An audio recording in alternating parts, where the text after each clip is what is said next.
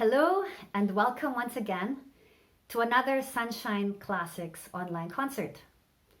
I am your host, Marielle Ilusorio, and today we are presenting a program of flute and piano music performed by two celebrated Filipino musicians, flutist Nico Dioneda and pianist Dingdong Fiel. Nico is a product of the Casa San Miguel in Zambales and the UST Conservatory of Music. He has performed overseas with a Pundakit virtuosi, and he's not only a versatile flutist, he is also an entrepreneur. Dingdong Fiel also graduated from the UST Conservatory of Music, after which he studied in Germany for 2 years, and upon coming back, he has been one of the most sought-after pianists. He's not only an excellent soloist, he's also a collaborator, chamber musician, music arranger, music director, composer, conductor, singer in a band. And I'm delighted to have these two musicians share their music with us today. So the program is entitled Sentimentale, and this speaks for the general character and color of the flute. The flute, like the guitar we heard in the previous program, has a limited dynamic range, limited range of expression. Unlike string instruments or brass instruments, it can never really sound so harsh. It's difficult to make the flute sound really angry or aggressive. So it's quite mellow, melancholic, sentimental, although it can also sound funny and bouncy when it plays staccato notes. It can also sound very happy and joyful. When I asked Nico what made him choose the flute as his instrument, he explained that when he was younger, he was a good orator at school. And he found that the flute was the most natural instrument for him because it resembled the voice the most. So he felt like he could express himself with a flute. So it's a kind of the very vocal instrument. The first piece they're going to play is a piece by Pierre Sancan, French pianist, composer, and conductor who studied at the Paris Conservatory. Sancan was an excellent pianist, and he produced a very fine school of piano playing. And he was known as the accompanist of one of the celebrated Spanish cellists, Andre Navarra. Sancan didn't compose so much, and this piece is his most popular composition. Sonatine is a small sonata in 3 movements, and this was used as a test piece in Paris Conservatory in 1946. So everybody had to play this piece as an exam, and this was composed and dedicated to the French flute professor who was a teacher of James Galway and Jean-Pierre Rampal. Normally the test pieces would start slow to show the expressiveness of the flutist, and then the second section would be virtuosic to show the technical capability of the flutist. And this piece did not quite match the normal structure of the traditional test piece, but it does have cadenzas, a soloistic passage. At the end of the first movement, there's a long piano cadenza, and at the end of the second movement, it's a flute cadenza, which transitions from the second movement to the third movement. I asked Nico about his interpretation of this piece, and he said that to him, the first movement is like you're walking in the forest in the moonlight, and you're asking yourself questions about life. And in the second movement, you continue your reflection, and you think about all the people that you love, or you loved, or you love, all the experiences you've had, and you kind of are in a very reflective, meditative state. And then the third movement is a struggle to get out of there, to get out of the woods, to get out of your imagination, your illusions, and to go back to reality, out of the woods. This is just one of the possible interpretations you can have, and that is the power of music. You can sit back and let the music tell you your story.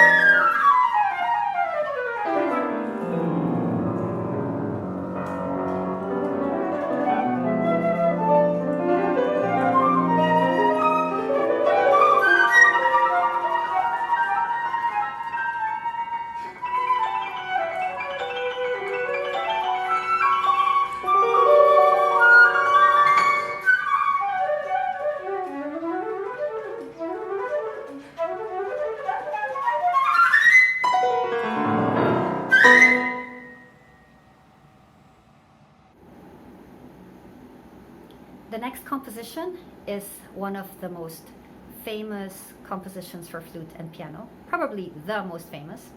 This is the Poulenc Sonata. And after you hear this piece, I think you'll understand why it's the most popular work for this instrument.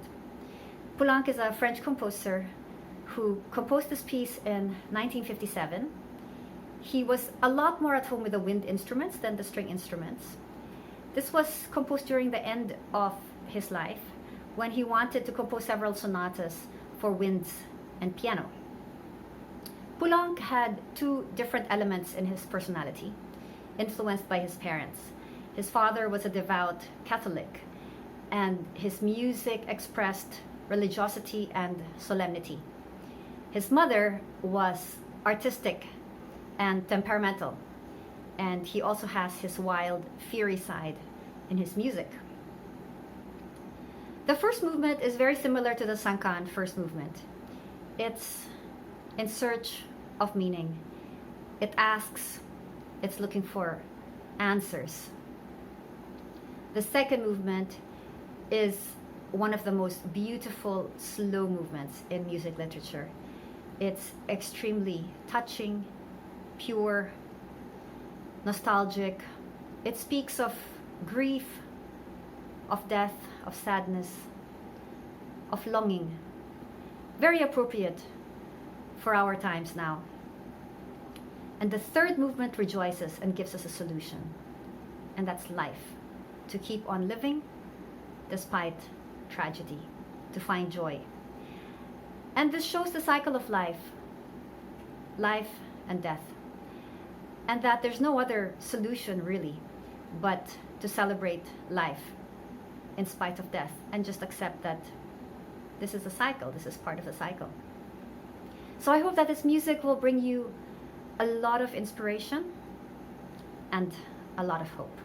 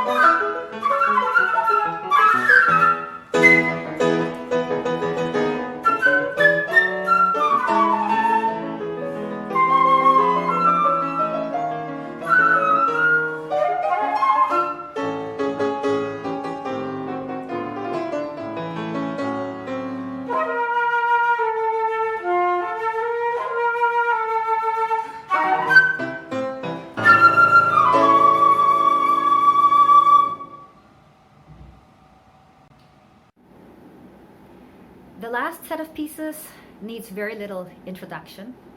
It's very accessible music by French jazz pianist Claude Bolling, who befriended so many classical musicians that they asked him, please write us crossover music so that even though we're classically trained, we can still enjoy playing jazz. So in 1973, Bolling wrote this jazz suite for flute and piano for Jean-Pierre Rampal. And afterwards, he followed with similar compositions for the guitar, trumpet, violin, and cello. The first movement is Baroque and Blues. The flute represents the Baroque element, while the piano represents the jazzy element, but later on, the flute will join the piano. The second movement is called Sentimentale, and this is self-explanatory.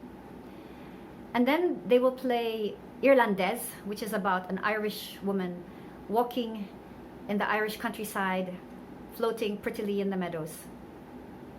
The third movement, the last movement, is called Veloce, and this is a very fast, dancey movement. Now, when you're normally watching a concert, you have to stay sitting and listening quietly.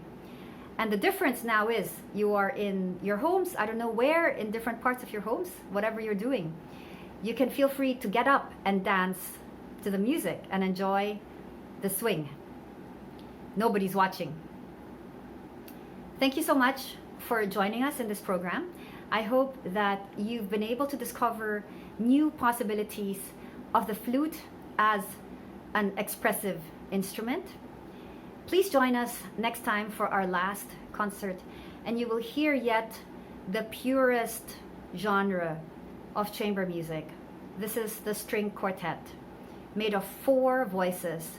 It blends in perfect harmony like a choir, and the greatest composers challenge themselves to write for this genre. We will be hearing the Munoz Quartet, led by Chilean violinist Juan Munoz, joined by his student and colleagues from the St. Scholastica's College of Music. They will be playing Dvorak's American String Quartet, among others. Thank you to our sponsors, to Sunshine Place, to our performers, and to you, our wonderful audience. Till next time.